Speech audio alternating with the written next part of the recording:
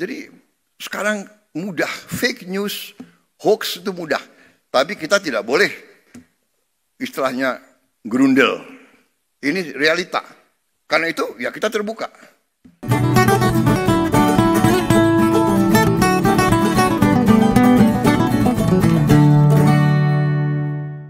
Kalau tak rasa-rasakan itu loh, Pak Prabowo ini makin hari makin kelimpungan dalam mengatasi beban yang ada di pundaknya. Apalagi digelayuti sama pembantu-pembantunya yang wes embuh itu. Lah kondisi ekonomi dalam negeri ternyata makin ngedrop, Pak. Bikin dirinya tertekan. Sorotan-sorotan yang ditujukan padanya hampir tidak mampu dia jawab dengan elegan. Argumentasinya beneran nggak pakai nalar, tidak tersusun dengan baik. Nah ini para penasihat presiden ini fungsinya ngopo? Pembantu-pembantunya para menteri itu apa yang nggak ngasih masukan gitu loh. Pembantu, menteri itu kan bukan kayak pembantu rumah tangga. Itu kan dia sebuah tim kabinet yang harusnya memberi masukan pada presidennya. Ini satu contoh, narasi tentang Indonesia gelap. Dalam pidato sebuah acara, Prabowo merespon dengan hanya berucap, oh, tiap pagi saya bangun, wah Indonesia cerah gitu loh. Lah ya iya, emangnya ada gerhana matahari, kan ya enggak, tentu omongannya itu makin memperlihatkan kapasitasnya sangat-sangat tidak memadai mengatasi krisis. Lah disamakan warga plus 62 wong-wong ramangan sekolahan, gak mudengan, dikirain main percaya sama kepala negara aja. Lo dikira rakyat yang ada teman dekatnya Nobita kabeh, film anak-anak, kartun Jepang. Rakyat Indonesia itu mangsanya sejenis kucing Jepang itu, nama Doraemon itu. Ya enggak lah. Lah menghadapi para pengkritik saja Pak Prabowo ini bikin Pak Prabowo itu resah, nggak nyaman. Dan yang kita coba akan lakukan, kabarnya sih pengen ketemu sama pengusung Suara Indonesia Gelap. Tapi ketemuannya tidak di ruang publik, tidak disiarkan terbuka. Lah presiden kok takut berdebat dengan pengkritik? Maunya ngobrol tidak diketahui rakyat, kepiye, aneh no. Ya piye. Lah wong respon Bung Ferry Amsari aja tentang rencana Indonesia presiden itu.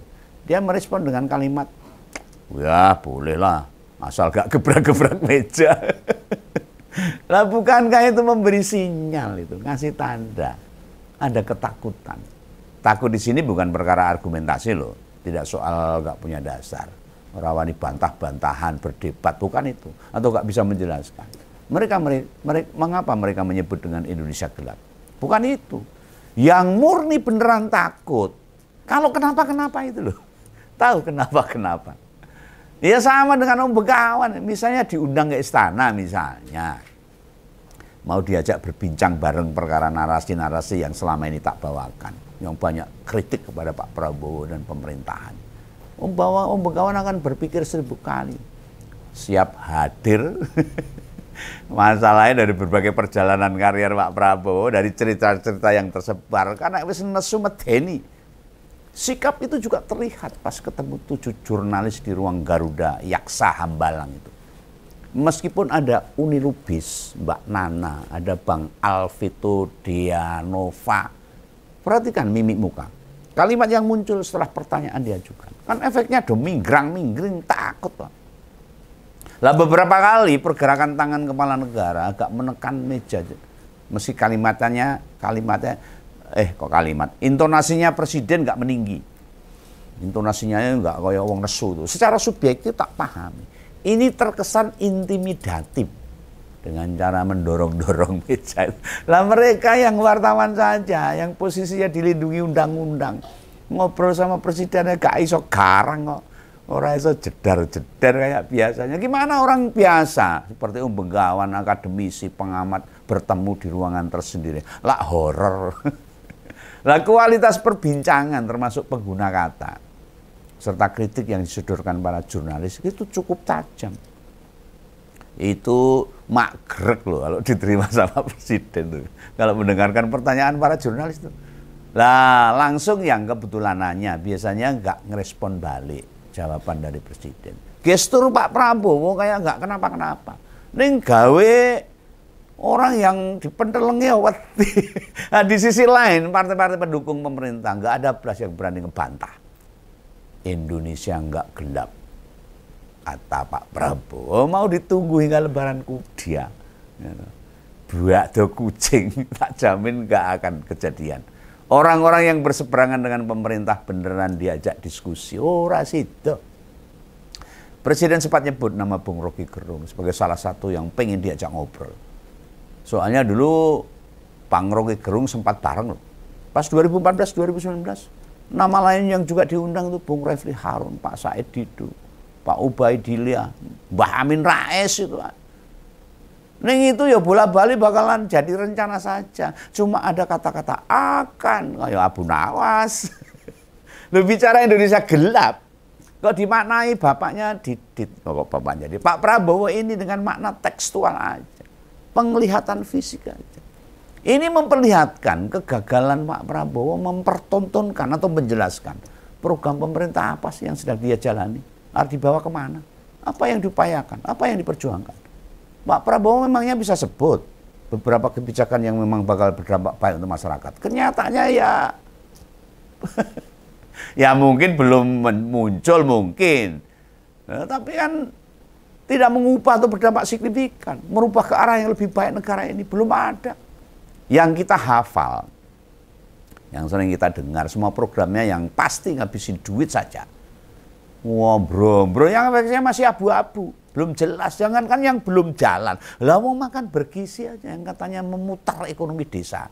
Sampai sekarang nggak ada tuh kajian yang memperlihatkan kenyataan itu, bahwa ekonomi berputar karena dampak dari makan bergizi gratis. Lu bicara tentang sesuatu, itu sesuai yang dengan kondisi yang sebenarnya. Malah yang nyebut Indonesia gelap dituduh propaganda. Enggak optimis, hanya berniat menjatuhkan pemerintah. Lah iki piye karepe? Itu kritik yang harusnya diterima menjadi sebuah catatan untuk refleksi diri, untuk segera memperbaiki. Lah sudah berulang kali kan dalam berbagai episode yang Om Bengawan bawakan, tak jabarkan betapa ekonomi kita itu remuk rediam. Ini bukan karangan. Cek saja di rakyat di tengah-tengah pasar. Tanya tuh gimana kondisi mereka. Presiden mengklaim katanya keberhasilan panen petani. Itu menggembirakan katanya. Secara umum hingga sekarang. Memang pertanian kita agak lumayan. Masalahnya hasil panen menggembirakan itu. Didukung cuaca, Pak. Hujan yang terus-menerus. Lantas petani dengan hasil melimpah itu kenaikan perolehannya nggak nyampe 20% dari biasanya. Nggak signifikan.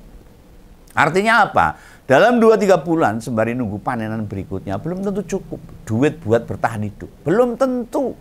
Ditambah pernyataan Prabowo sendiri yang mau ngilangin pembatasan kuota impor. Karena impor ke Vietnam beras dari negara-negara ASEAN, remono petani itu. Itu secara tidak langsung mau ngabisin nasib petani. Jadi gambaran Indonesia gelap tidak semua dipengaruhi kondisi global, enggak. Namun juga kebijakan-kebijakan pemerintah yang enggak bijak, yang tidak membela kepentingan rakyat.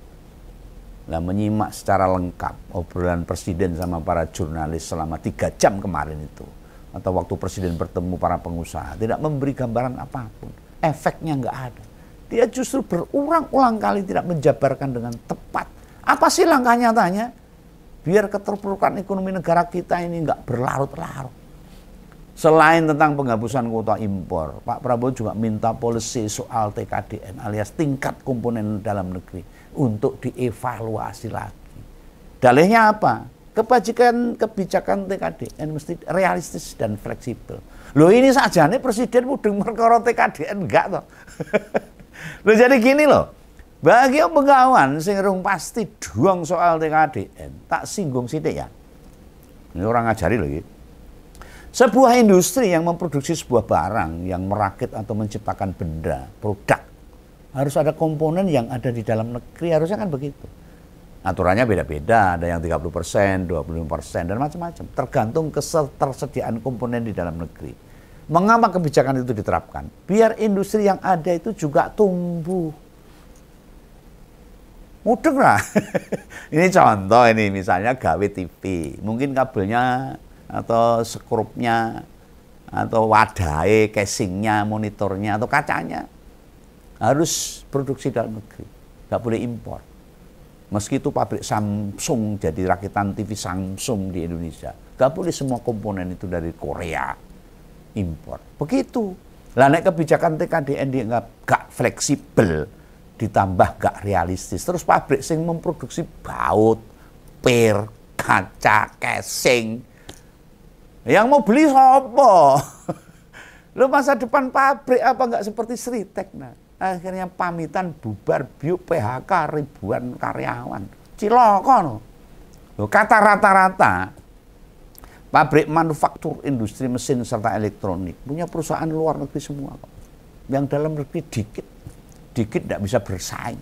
Bila mereka mendatangkan komponen dari negaranya. Lah industri pendukung di Indonesia sing ngamen nuku sapa? Oh, bubruk no bos-bos. Masa mur baut kabel sak piture didol kabeh ning toko. Yang beli nggak ada. Kaya lombok ning pasar. Ngedoli kiloan. Ini beneran ini. Pak Prabowo presiden kita ini ngomong mengevaluasi TKDN dan menghapus kuota impor. Ibaratnya mau ngubur hidup-hidup semua usaha yang ada. Lawang impor tekstil aja loh, sama pakaian bekas dibatasi saja itu kemarin itu. Banyak perusahaan tekstil kukut. Malah saya dihajar dengan kebijakan yang ngawur, dibebaskan. Yang begini ini disebut Indonesia gelap gak mau. Wah, lanjut piye? Ya segini aja deh, gini aja. Sebelum Pak Prabowo bertemu sama para pengkritiknya, orang-orang yang berseberangan dengan dia, gimana dia berdiskusi dulu sama ex Dewan Pakar TKN.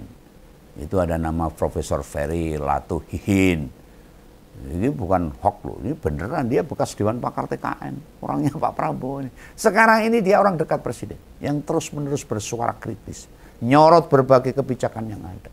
Mulai dari Danantara, makan bergizi gratis, 3 juta rumah yang urandang-dang, dan lain sebagainya. Dia sebutkan kritik pedasnya itu bukan karena dia nggak dapat jabatan, enggak. Wong dia itu pengusaha gede, duitnya raum, kimplah duit. Masih juga sebagai pengajar, dosen dan sebagainya. Justru kritik-kritik yang dia sodorkan, biar jalan orang yang dia dukung itu nggak tersesat, nggak belok jalan. Dia mikir, nah Indonesia jadi runyam, dia ikut nanggung akibatnya. Nah ini pikiran yang nalar wajar. Bukan seperti para penjilat dan para pemuja itu. Yang penting wetenge warak ngemplok tok. Kocur. Lalu Bengawan mikir ini. Benar juga yang disampaikan Profesor Ferry. Kan kalau negara ini makin belangsak, kita juga ikut rugi loh. Sebagai masyarakat akan kena dampak. Jadi Pak Presiden jangan dikira kami ini yang senanda soal Indonesia gelap mau menjatuhkan Anda. Enggak. Ngapain kita malah mau merusak negara sendiri? Kan enggak mungkin. Kan yang rugi juga kita. Nyebut Indonesia gelap itu juga tidak perkara kita gak patriotik. Enggak. Bukan petaruh. Punya sifat pesimis, enggak. Keliru bila disebutkan begitu. Ini sebuah bahan untuk introspeksi. Disebut Indonesia gelap. Mergo tanda-tandanya atau ciri-cirinya semua bisa dicek, bisa dirasakan. Dan itu oleh banyak orang. Kita yang bodoh-bodoh aja bisa melihat dengan kasat mata. Contoh sederhana, rupiah sempat tembus 17.000 lebih. Ini kan tanda-tanda. Semua jadi naik. Tidakkah ini menggambarkan peristiwa 27 tahun yang lalu terjadi hal yang sama? Menjaga nilai rupiah biar gak balik ke masa lalu. Itu duduk perkara gampang. Duduk perkara remeh, ini pekerjaan berat. Dan kenyataannya itu terjadi lagi sekarang. Padahal dibandingkan situasi negara tahun 1998 dengan sekarang, kan beda jauh. Waktu itu masih banyak orang bodoh. Sekarang kan orang cerdas-cerdas, pintar-pintar. 1998 rupiah tembus segitu. Mungkin ada demo terus-menerus, bentrok mahasiswa sama aparat. Juga terjadi di mana-mana. Pabrik tutup waktu itu. Lebih masif dibandingkan sekarang. Udah nggak pada balik, banyak yang bangkrut, perbankan kolap, diakuisisi dan sebagainya. Banyak uang yang nggak balik kepada konsumen, pada penabung. Masih ada pula tingkat kepercayaan rakyat ke Pak Harto merosot drastis. Dan akhirnya terjadilah peristiwa itu. Apakah semua itu terjadi sekarang? Kan enggak. Beda masanya lah. Lah pertanyaan kritisnya, situasinya beda. Mengapa rupiahnya ngedrop separah itu? Berarti kan pondasi ekonomi kita sekarang itu lebih buruk daripada waktu Orde Baru. Yang ginian masih diklaim Indonesia cerah. Kuwi sing ngawur sapa? Hah? Paling-paling orang-orang yang pada menjilat itu, para pemuja itu yang nggak pakai otak itu, mengatakan Indonesia sedang baik-baik saja. Faktanya tidak. Indonesia gelap saat ini. Masalah ekonomi, masalah politik, gelap. Ini pesan kawan. Oke ya, jangan salah paham. Jangan lupa subscribe. Salam ngumpul, salam kawan. Sampai jumpa. Dadah.